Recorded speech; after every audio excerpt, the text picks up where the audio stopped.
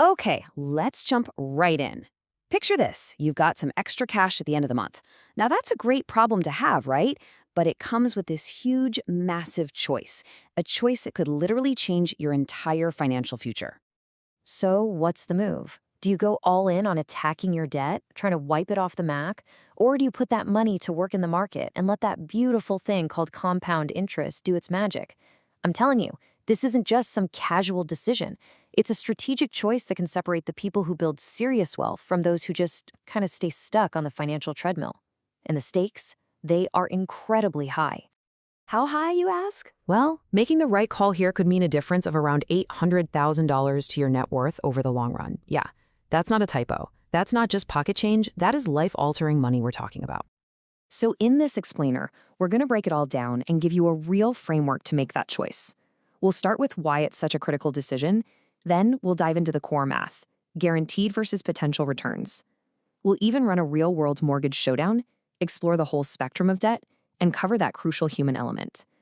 And then we'll tie it all together to help you find your strategy. You see, this is way more than just a numbers game. This is about deciding what your money's number one job is right now. Is it to get rid of a negative, your debt? Or is it to build a positive, your investments? It's a strategic fork in the road that really shapes your whole financial journey from here on out. And here's the thing. This is the mistake so many of us make. We go with what feels right, that gut instinct. But honestly, that's about as reliable as using a magic 8-ball to plan your retirement. So today, we're going to replace that gut feeling with a clear, logical framework.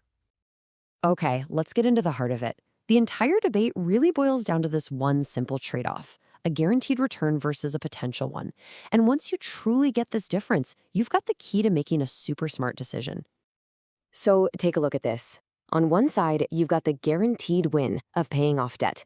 Think about it like this. If your credit card is charging you 22% interest, paying that card off is the same as earning a 22% return on your money. And it's totally risk-free, it's guaranteed. On the other side, you have the potential win of investing. It's like planting a money tree that could grow way, way bigger, but it also comes with a risk that it might not. The stock market has historically returned around 10%, but as we all know, there are absolutely no guarantees. All right, theory's great, but let's make this real. We're going to run a case study, a real-world showdown, so you can see how these numbers actually play out over time. And we'll use one of the most common debts out there, a mortgage. So let's set the scene. Imagine you've got a $350,000 mortgage at 4%, and you have an extra $1,000 a month. You've got two paths. Path A, you throw every extra dollar at the mortgage. You get debt-free in about 14 and a half years, and then you start investing like crazy. Path B, you just make your regular mortgage payment and you invest that extra $1,000 from day one for the full 30 years. Two very different approaches.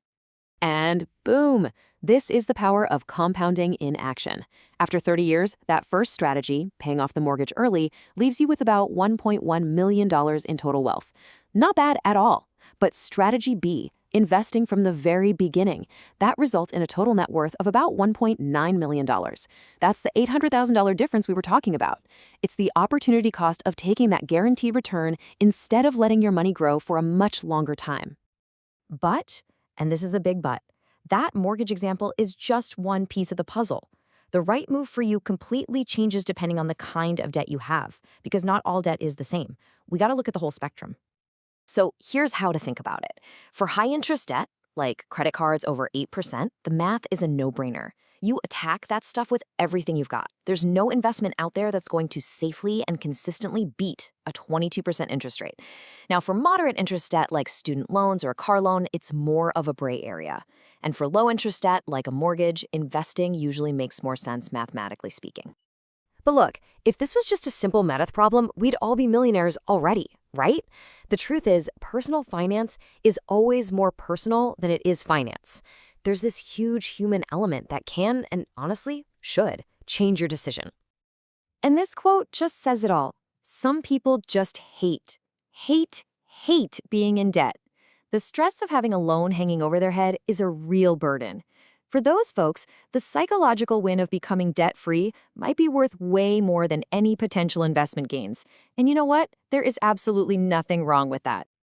So you've got to consider these other factors too. Your age is a huge one. A 25-year-old has decades for the market to recover. A 55-year-old? Not so much.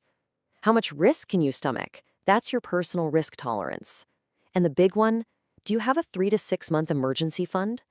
Without that safety net, any plan can fall apart. And finally, don't forget taxes. Things like mortgage interest deductions versus capital gains on your investments. Okay, we have covered the math, the case studies, the psychology, all of it. Now, let's put it all together into a simple, actionable framework you can actually use to make the right call for your own life. So here it is, your order of operations. Step 1, before you do anything else, build that emergency fund. It is non-negotiable. It's your foundation. Step 2, if your job offers a 401k match, you contribute enough to get every single penny of it. It's free money. Step 3, you go to war with any high-interest debt. Get rid of it. And only after those first 3 things are done do you start thinking about paying off lower interest debt versus investing more, all based on your own comfort level. And let's end with this final thought because it's so important. You can analyze this stuff to death, but the biggest mistake is analysis paralysis. Whether you decide to hammer down your debt or invest for the long haul, the absolute worst thing you can do is nothing. Pick the strategy that fits your money and your personality and just start. Start today.